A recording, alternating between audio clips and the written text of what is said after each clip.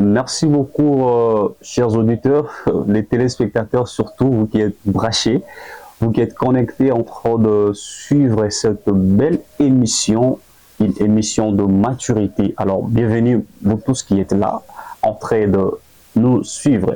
Merci beaucoup. Aujourd'hui, nous allons parler tout de suite de l'entrepreneuriat. Sûrement, l'émission, ça s'active beaucoup plus sur tout ce qui est éducation. Oui, nous ne nions pas, mais aujourd'hui, quand même, vous allez m'excuser, me permettre, me passer l'expression, me passer, en fait, cette autorisation de pouvoir tout de suite aborder aussi l'entrepreneuriat. Pourquoi c'est là? Parce que nous sommes dans un environnement qui ne nous donne pas trop d'opportunités. Nous sommes dans un pays où, si on se laisse toujours, on étudie, on a la capacité, on a de la potentialité de pouvoir avancer et tout, travailler. Oui, c'est bien beau, étudier, c'est pas mauvais. Mais aussi savoir apprendre, c'est mieux aussi. Parce que il y a des gens qui finissent, et dès qu'ils finissent, ils sont butés. Pourquoi? Parce qu'ils n'ont pas si entreprendre. Parce que quand vous terminez sûrement, vous pouvez chercher un job. Le temps pour vous de chercher un job, vous pouvez d'abord vous servir de ce que vous avez comme entreprise, de tout ce que vous avez construit, bâti dans l'entreprise, dans l'entrepreneuriat, en attendant que vous ayez un travail.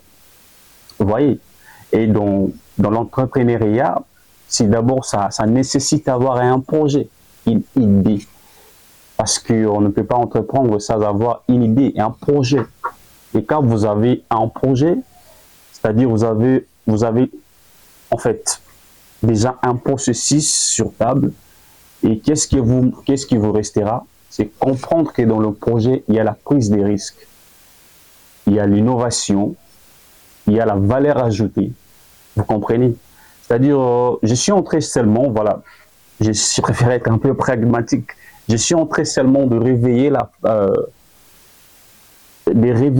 le jeune, la conscience de jeune, de savoir entreprendre. J'ai salué l'initiative de monsieur Josué Kitoko, lui qui a été sur terrain, il a été à l'IPN, mais la façon dont il nous a inspiré, c'est tout le monde qui était sorti décliqué, il était sorti mentalement changé de pouvoir, n'est-ce pas, lasser un business.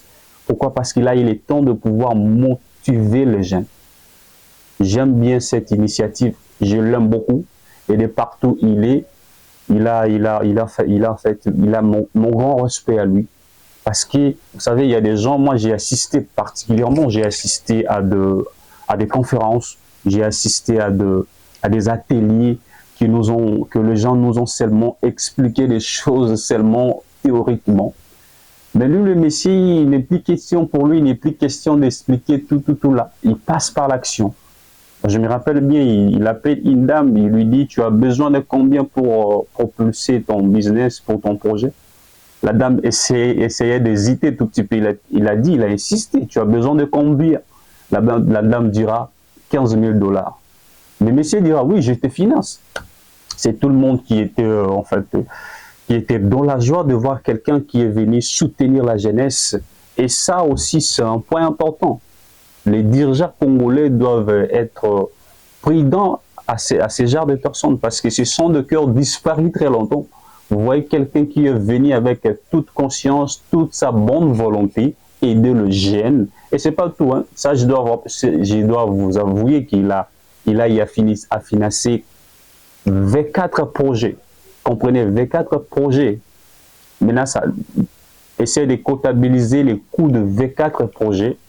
Vous voyez que ce sont des millions et des millions de dollars. Est-ce qu'il a en retour un gain? Non. Il a en retour quelque chose de retour? Non. Il fait ça par la bonne foi. Ce sont déjà des personnes que nous voulons dans la société. Ce sont déjà des personnes à aider, à soutenir, non pas seulement par des moyens, mais par des soins, par des encouragements, par des approches et par des bonnes allures. Et voilà. C'est-à-dire, le jeune, je vous invite à entreprendre. Prenez les risques, osez. Vous avez tout petit peu de moyens. Il ne faut pas toujours attendre que tout soit complet. Voilà, c'était depuis très longtemps, c'était aussi mon défaut, je dirais. Moi, j'étais toujours en train d'attendre que le moment soit là. Il faut que tout soit parfait, il faut que tout soit meilleur pour lancer un projet et tout. Mais je me suis dit non, mais avec tout petit peu de choses, tu peux commencer faiblement et puis finir mieux. C'est-à-dire le jeune, il ne faut toujours pas attendre que l'État puisse en fait faire avancer l'idée que vous avez. Vous avez conçu une meilleure idée, créer une entreprise, créer un projet, travaille sur ton projet, travaille dur, prenez des risques et vous allez voir l'épanouissement de ce que vous ferez et la réussite, le résultat sera complètement meilleur. Voilà pour citer complètement. J'aimerais toucher aussi un point important pour nous qui sommes les scientifiques. Je sais aussi que vous l'êtes également. Voilà. L'utilisation des IA actuellement devient plus en plus dangereuse. Aujourd'hui, on est devenu tellement faible. Pourquoi? Parce qu'on est trop dépendant de l'intelligence artificielle. Quelqu'un ne peut pas réfléchir, lui, il veut toujours être accompagné par son assistant qui est IA.